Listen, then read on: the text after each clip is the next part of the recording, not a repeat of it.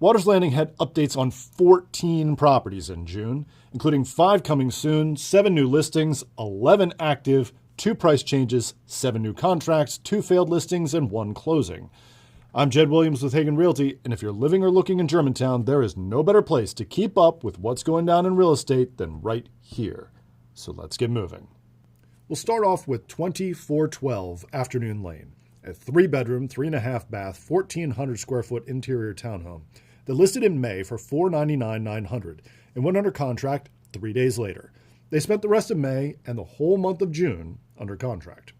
12917 Alderleaf Drive is one of the duplex-style townhomes here with 3 bedrooms, 3.5 bathrooms, and 1,470 square feet. It went straight to active on June 30th, priced at $535,000. 2517 Bargene Way is a 1,332 square foot single family with 2 bedrooms, 2 full and 2 half bathrooms. It listed for $565,000 back in April and dropped to $555,000 in May, went under contract on June 1st after 47 days on market. It's scheduled to close in early July, so we'll have what they got for it in the next report. 13309 Cloverdale Place is a 1,146 square foot colonial that the listing agent called a split, but it isn't. It is a 3-bedroom and 3 full bath that was listed on June 19th, priced at $579,000, and went under contract a week later. 20608 Hartsbourne Way is a 1,870 square foot 4-bedroom colonial with 2 full and 2 half baths. It was coming soon on the 17th and active the very next day, listed at $614,900. They went under contract 5 days later. 2646 Hazelnut Court is a 3,000 square foot Dutch colonial with 5 bedrooms, 3.5 bathrooms that backs almost to the lake. It was coming soon on the 20th and active on the 25th, priced at $852,600. Lakefront homes here rarely come up for sale, and when they do, they tend to be pretty popular. This one was no exception. It went under contract in just 3 days on market. 14438 Long Channel Circle is a 3-bedroom, 3.5 bath townhome that's also considered lakefront and is just 5 doors down from my old house. It was listed on June 14th, priced at $540,000, and was still active at the end of the month after 17 days on market. 20540 Lowfield Drive is a 1,360 square foot 3-bedroom and unit townhome with 2 full and 2 half bathrooms. They were coming soon on the 3rd and active on the 5th, priced at $465,000, but then dropped their price on the 24th to $458,000 and ended the month that way. 20532 near Winter Street.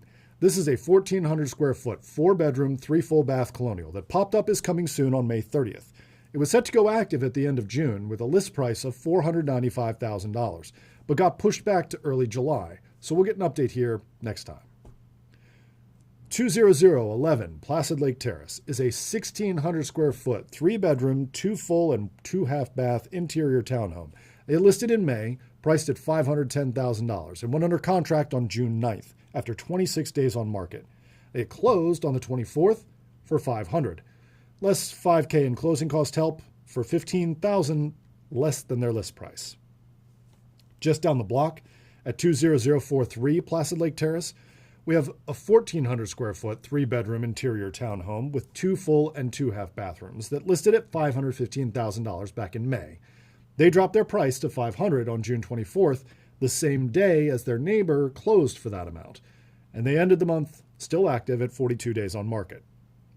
20477 Summersong Lane is a former MPDU, a 2-bedroom, 1.5 bath, 1,100 square foot townhome that listed in May, priced at $374,900. They pulled the house off the market on June 4th, then relisted it on the 5th, and ended the month still active after 35 days on market. 20526 Summersong Lane is a 1,452 square foot interior townhome with 3 bedrooms, 2 full and 2 half bathrooms. They popped up as coming soon on June 8th and are scheduled to go active in July with a list price of $425,000. And last up, 20422 Sunbright Lane. It's a 3-bedroom, 2.5 bath, 3-up townhome with 1,500 square feet. It went active in April, priced at $459,000. They pulled off the market mid-May, but came back on a week later. They dropped their price to $454,000 on June 5th, then fired their realtor on the 10th and hired a new one and relisted on the 25th with a new price of $450. That seemed to do the trick because they went under contract on the 29th after 49 days on market. Now let's shift to a wider look at the Germantown market. Prices have continued their downward trend. Year-over-year prices are now at negative 2.8% and are off 3.1% from their peak back in February of 25.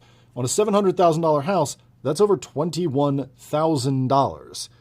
Now, most of the rest of our stats, they're a bit more flat. New listings were up, but only 5% above last year. Contracts were down, but only by 2%. Closings were actually 12% up over last year, but that has more to do with last month than anything else. Time on market took a bit of a hit, with the median time to contract at 12 days compared to 9 days last month and last year.